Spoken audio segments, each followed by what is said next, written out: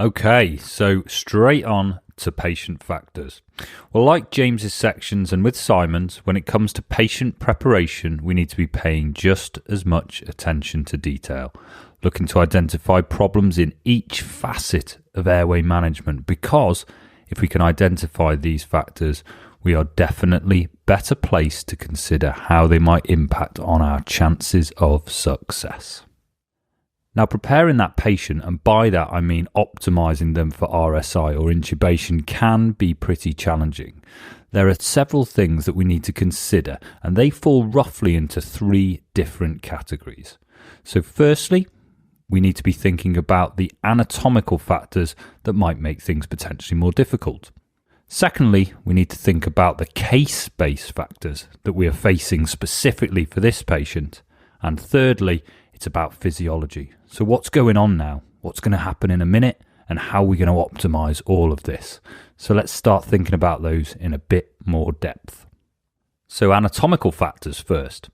Here we're going to be thinking about a Lemon assessment, Mallampati scores, etc, etc. But predicting a difficult airway is unfortunately really difficult. Norskov and colleagues published on this in 2015, and they found in a Danish database study that of the 3,100 difficult airways in their study, which they defined as 3 or more intubation attempts, 93% of those were unanticipated by those clinicians. And they also reported that when clinicians did anticipate difficulty, it was actually only difficult 25% of the time. So where does that leave us?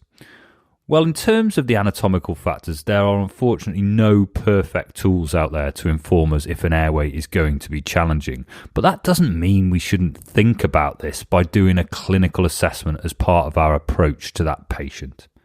Now, classic things to look out for are things like beards, which are going to make bag valve mask ventilation more difficult, and obesity, which can create as similar issues but also impair positioning, therefore affecting our view during laryngoscopy. But there are also a number of other things which might create additional challenges, and one useful system to use, which I came across, is something called the 6D, or the 6 difficult method of airway assessment. And this stands for disproportion, so things like tongue swelling, airway swelling, tissue consolidation due to radiotherapy. The second D is distortion, so this is things like abscesses, masses or hematomas that might distort that airway and ruin our view. Thirdly, it's decreased thyromental distance, meaning an anterior larynx and decreased mandibular space. Fourth point is decreased interincisor gap, or put simply, this is reduced mouth opening, and a good rule of thumb is that more than 3 centimetres of opening is good, less than 3 centimetres is bad news. Point 5 is decreased range of motion, so reduced range of motion of the head and neck means that you might not be able to optimise that patient position to get you the best view on laryngoscopy. And the final D in this 6D system is dental overbite. So this has got the potential to decrease that interincisor gap, so less room to work with in general. And it also disrupts the airway axes, which I'll be telling you about a little bit later on. So quite a nice thing to work through if you haven't already got a system in place. Next up, we need to think about case-based factors. So we need to consider the challenges related to that particular case in front of us. Now, some examples of cases that you might need to be specific about are things like the head injury patient with a reduced GCS who's been vomiting. We're going to need to think about positioning. We're definitely going to need to think about suction and clearing all those airway secretions. Next, how are we going to realistically pre-oxygenate that agitated patient? These are all things we need to be thinking about. Just like, what about a patient in status epilepticus with a nasopharyngeal airway in situ? That's almost certainly going to have caused some bleeding, and they will have almost certainly bitten their tongue. So are we mentally prepared for the sight of that blood in that airway? Is there kit to hand right next to us to get rid of that thing that's going to make it even more difficult? And what about in cardiac arrest? So what about those patients that have had a supraglottic airway device in place first? Has it been working okay up until now? If not, do we have that as a rescue option going forward or not? When we do take that supraglottic out, it's almost certainly going to have some secretions there pooling in the back of the oropharynx, and there's likely to be a bit of bleeding. So are we ready for that? So all of these case-based factors you need to think about and try and optimize, or we need to prepare ourselves for the challenges that are coming our way. Now, the third thing we need to think about is physiological factors. We need to assess our respiratory function and our cardiovascular status, and remember, the aim is to maximize first pass success and to avoid any hypoxia or hypotension. So how are we mitigating the risk of hypoxia? Well, firstly, we need to pre-oxygenate that patient. And this is about extending what is called the safe apnea time, i.e. increasing the amount of time until that patient becomes hypoxic, which will buy them additional time in case of difficulties. The idea here is a process called denitrogenation. To explain that a bit further, we are all currently breathing in about 79% nitrogen, which means that in a standard sized adult we have about 450 mils of oxygen in our lungs. But even when we are well, so even when we are just sat here watching an airway course, we are using that up at about 250 mils per minute. And if you do some quick maths, 450 mils of oxygen is going to be used up in under 2 minutes. But of course, that's in that well person, and most of our patients are really sick and they tend to use up those reserves much more quickly. And one study by Farmer and Rowe found that critical hypoxia actually occurred in an average of just 23 seconds in critically ill patients. So by applying a tight-fitting face mask for 3 minutes and running it at the highest rate you can, so 15 litres on a cylinder or as high as you can go on that flow regulator in the wall, this will get rid of that 79% nitrogen, leaving 100% oxygen, or as close to that figure as you're going to get it, inside those lungs. Now this means that, again, in the average adult, you change the 450 mils reserve in the lungs up to a whopping 3,000 mils. So that should provide you up to about 8 minutes of safe apnea time. But in reality, of course, you don't know exactly how long you've got, just that it's going to be considerably better than if you just left them breathing room air. So pre-oxygenation is an absolute must. Now, the other thing we can utilise is something called apneic oxygenation, and this is just an adjunct to pre-oxygenation, definitely not a replacement. Now, apneic oxygenation involves attaching the patient to a set of nasal cannula running at 15 litres per minute and letting that run during the pre-oxygenation period. Then you leave it running all the way through the procedure until you have placed that tube. Now, this works because the alveoli continue to take up oxygen even without the lungs expanding.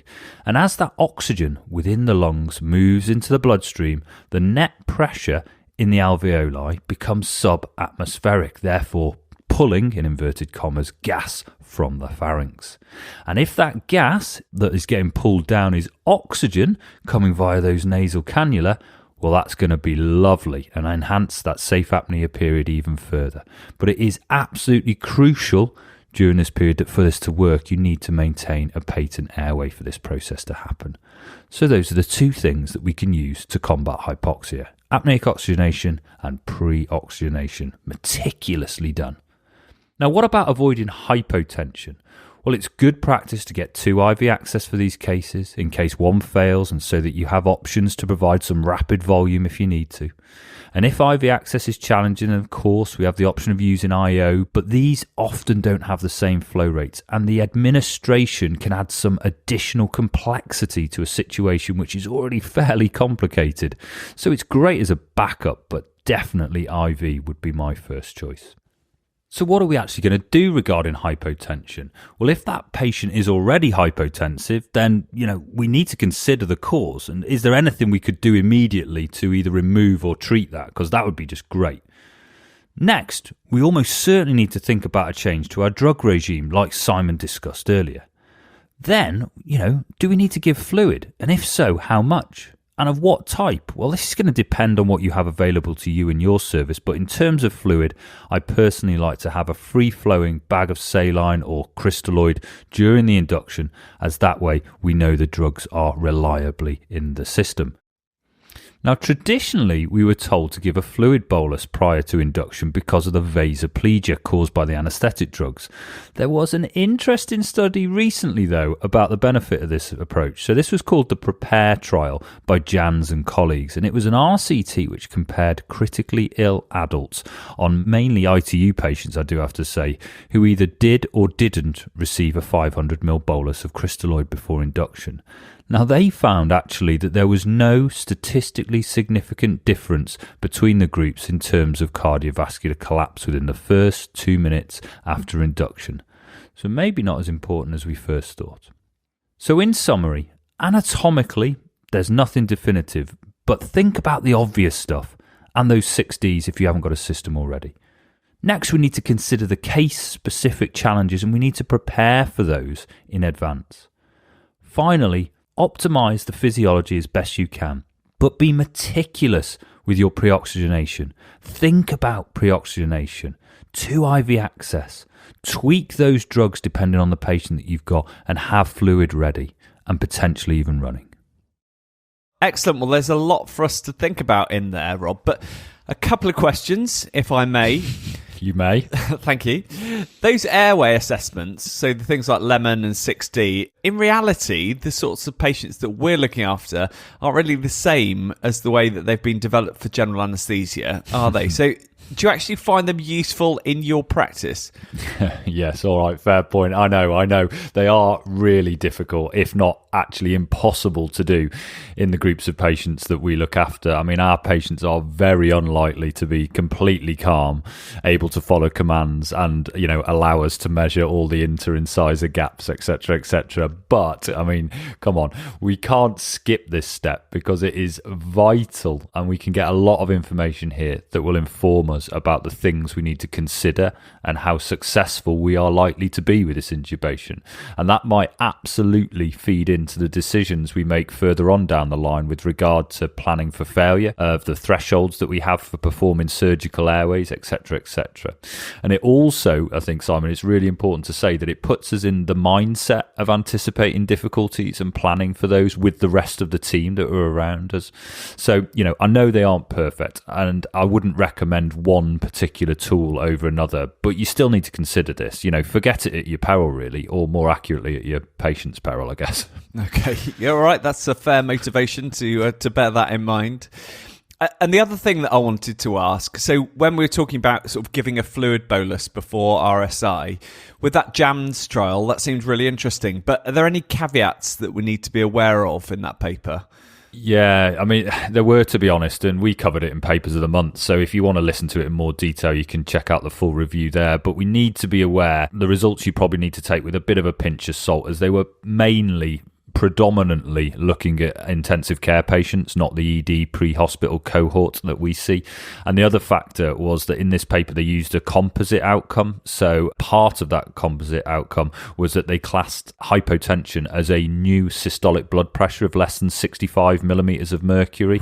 So yeah, I mean, a systolic of 65, that's pretty sporting. And, I would absolutely, and I'm sure you would too, want that figure to remain far higher for those patients that we RSI either in the ED or in the pre-hospital setting. So yeah, I'd definitely take it with a pinch of salt, but I would say that, that pre-induction bolus might not be quite as critical as we first thought. And, I think that's pretty much as far as you're going to get me to go on that.